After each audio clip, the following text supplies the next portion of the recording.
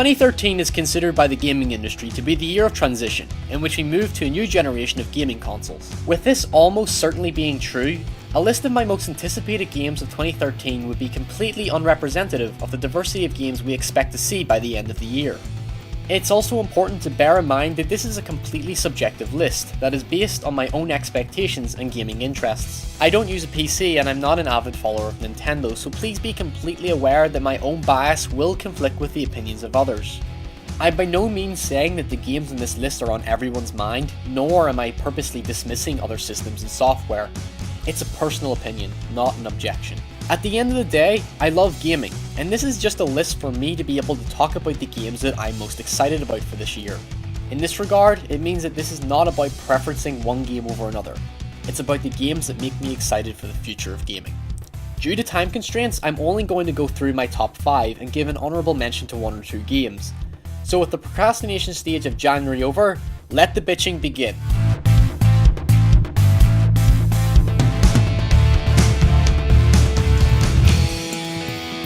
You want my advice? Give this shit up. Grand Theft Auto 5. It's practically on everyone's list to some degree. Why? Well, GTA knows how to tap into the mind of social political culture. Its satirical messages highlight real-world events and attitudes that define the current generation. Can you tell me where Berto Beach House is? That house right there.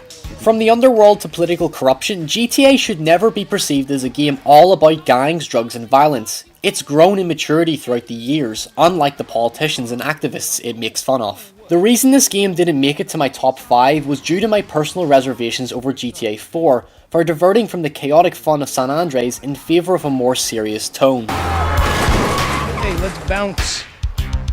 Bounce. But with games such as Red Dead Redemption and Max Payne 3 that followed, Rockstar clearly seemed to have refined their controls to complement the impressive animation and physics engine. It'll be interesting to see how deep and expansive the world really is, and the fact that we now play as 3 characters gives a lot of reason to be excited, thus a reason to give it an honourable mention.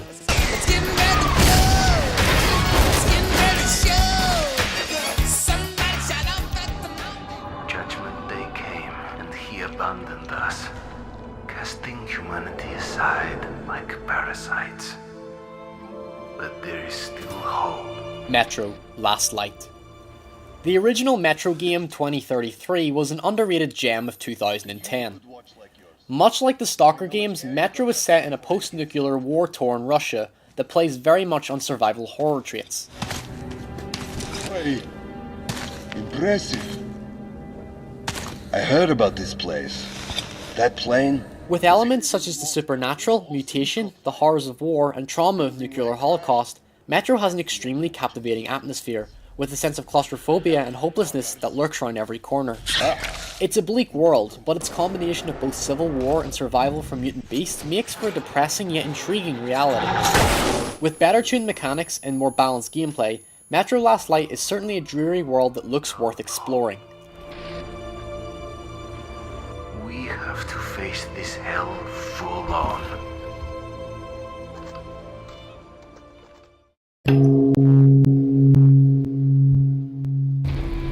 The peace we once knew, shattered like glass.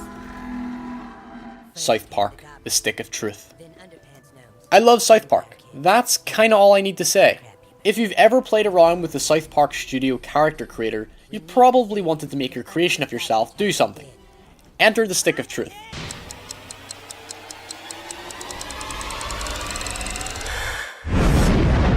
An RPG Final Fantasy-like side-scroller in which you play as the new kid who must join forces with the gang in a live-action roleplay to protect the Stick of Truth. Don't ask. It's gone. The elves got it. That was your one goddamn job, Clyde! The main reason this game makes it onto my top 5 is the fact that it's an official South Park game being developed under the writing and supervision of the show's creators, Trey Parker and Matt Stone. Let him Jew wash your brain, you kid. This means that fans of the series should expect both the shearing wit that the series is best known for, and references and homages to previous episodes, which are finely crafted into a game with real purpose. It's not a cash grab, nor is it a cheap adaptation of the series. It's a real South Park Right, game. hon, you and your little druid friends need to— We're not druids, Mom! We're fucking warriors and wizards! Trey and Matt are gamers themselves, so fans of the series should live in comfort knowing that the game should deliver on the nonsensical fun and intelligent humour that defines its TV counterpart. The only real concern I have is the progress of the game. On the 25th of January of this year, THQ unfortunately filed for bankruptcy, leaving the game in the hands of Ubisoft. Despite this incredibly unfortunate story towards the staff at THQ, South Park is presumably still meant to be released this year. Fucking shit!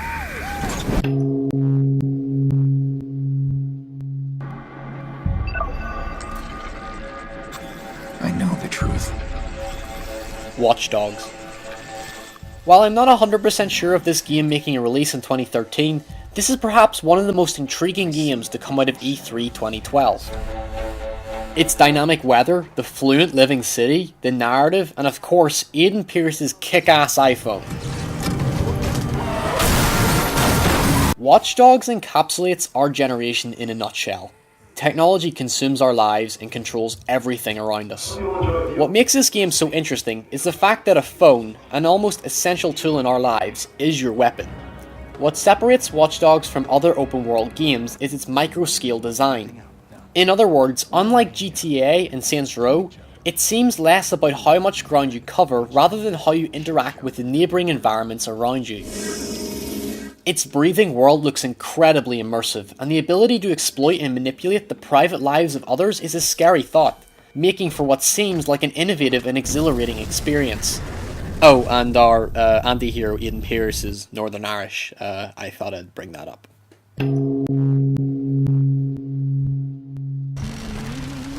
Bring us the girl and wipe away the debt. That was the deal. The details elude me now. BioShock Infinite. Believe it or not, I only became interested in this game about 2 or 3 months ago.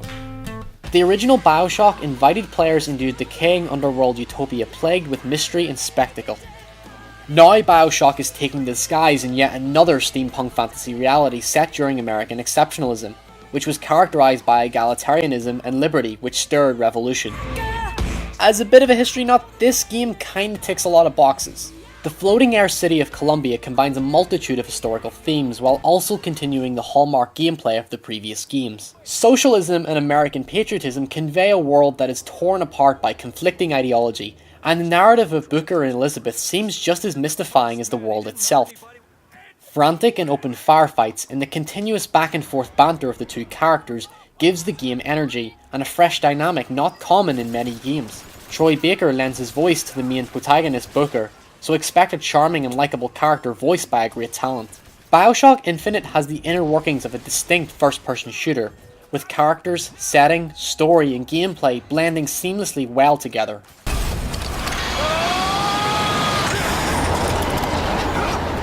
Elizabeth! We're leaving! Booker! That was amazing. Great. So I don't think I can do it again.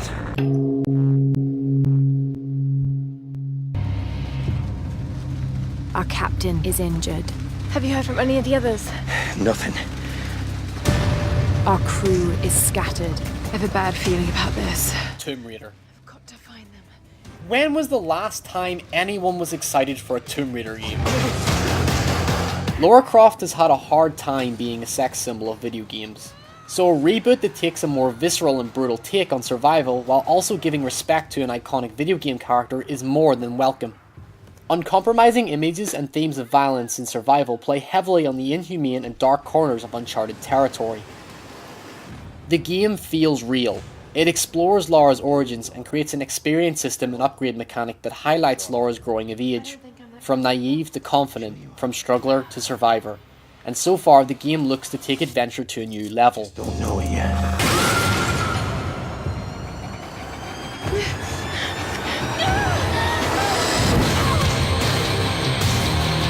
Unlike the Uncharted series, it looks like the player has to learn from their mistakes and take direct action and responsibility that adds to the sense of immersion.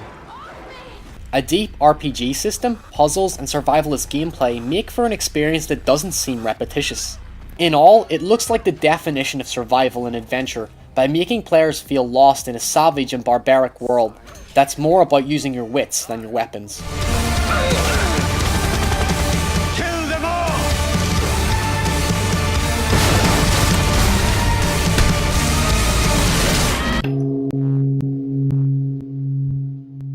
Lying on the couch, watching Sunday football. That greasy smell of a downtown hot dog. The Last of Us. Here's a question.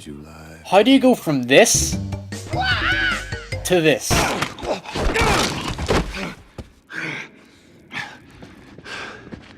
Oh, man. Hey, good job with all the, killing and stuff. While some gamers may dismiss this game for being a PlayStation exclusive, it's worth respecting how far Naughty Dog has come as a developer this generation. You make every shot count. From the charming adventures of Nathan Drake in Uncharted to the bleak struggle of Joel and Ellie in The Last of Us. Did we lose him? Yeah. I hope to go into more detail in the future, so I have to remain reserved about what I have to say, but I need to stress, this is not a zombie game. It may be a derivation of the zombie subgenre, but this is a game about human desperation and the father-daughter relationship between the two main characters.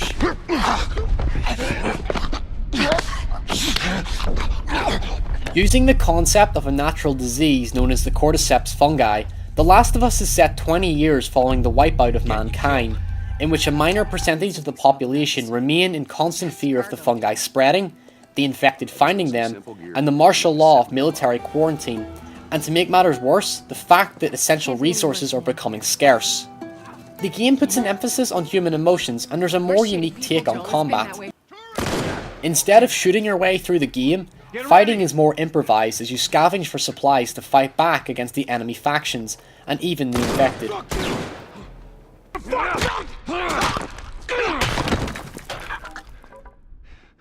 Oh shit! He's got a gun!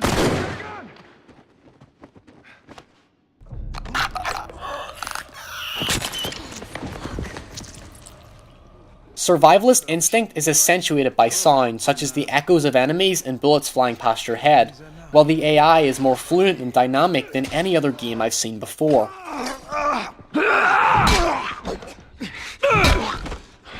They flank as a group, they run away when they're alone, and the fact that Ellie actually interacts to help Joel makes the game feel less like an extended escort mission. I'll elaborate more when the demo goes online following the release of God of War Ascension, but from what I've seen, the sense of urgency and intensity makes for a game that shouldn't be missed in my books.